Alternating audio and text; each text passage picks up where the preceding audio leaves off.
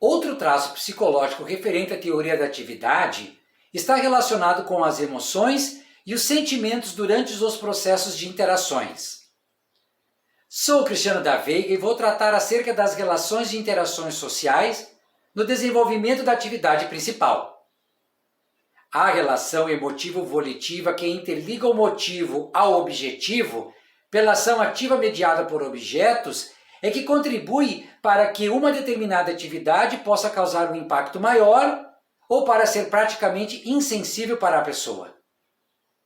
O indivíduo, ao reproduzir os traços essenciais de uma atividade, se apropria da história humana que constitui aquele objeto, seja na utilização ou na reprodução da atividade envolta em seus processos de transformação.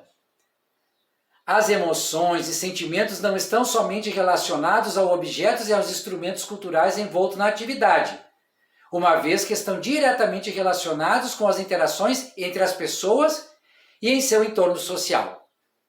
Isso tem um sentido profundo em termos de entendimento da constituição humana, da e pela cultura.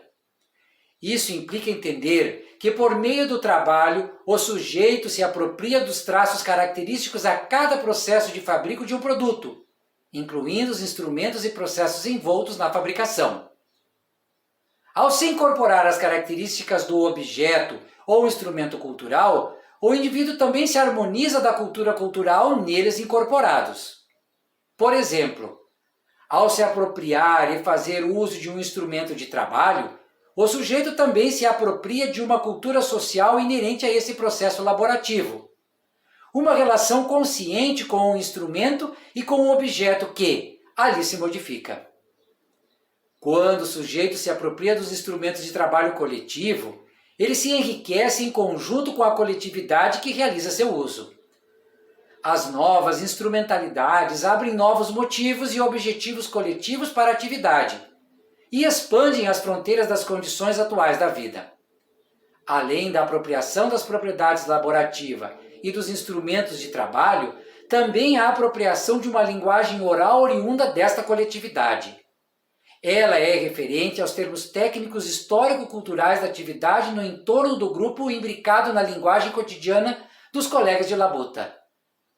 Isso sem nunca deixar de considerar que a relação profissional contém, além do trabalho objetivado de um grupo de pessoas que compõem a equipe, a sua atuação em particular, o esforço individual objetivo e subjetivo, e que, nessa relação, estruturam-se novos motivos, agora não somente vinculados ao objeto, mas também aqueles intersubjetivos relacionados aos demais grupos sociais participantes.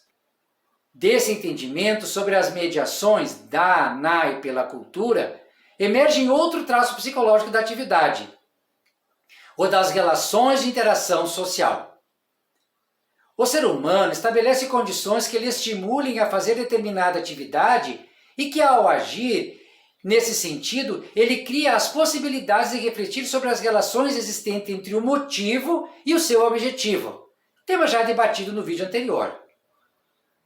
Trata-se aqui de compreender a dinâmica em que se configuram os processos de reflexão da ação, mediada pelo objeto ou pelos instrumentos de trabalho, por meio da tomada de consciência dos processos e de suas operações, interligada, por sua vez, a um contexto de relações sociais culturalmente constituídas, em que se possibilita a estruturação da atividade principal como desenvolvedora das funções psicofisiológicas superiores.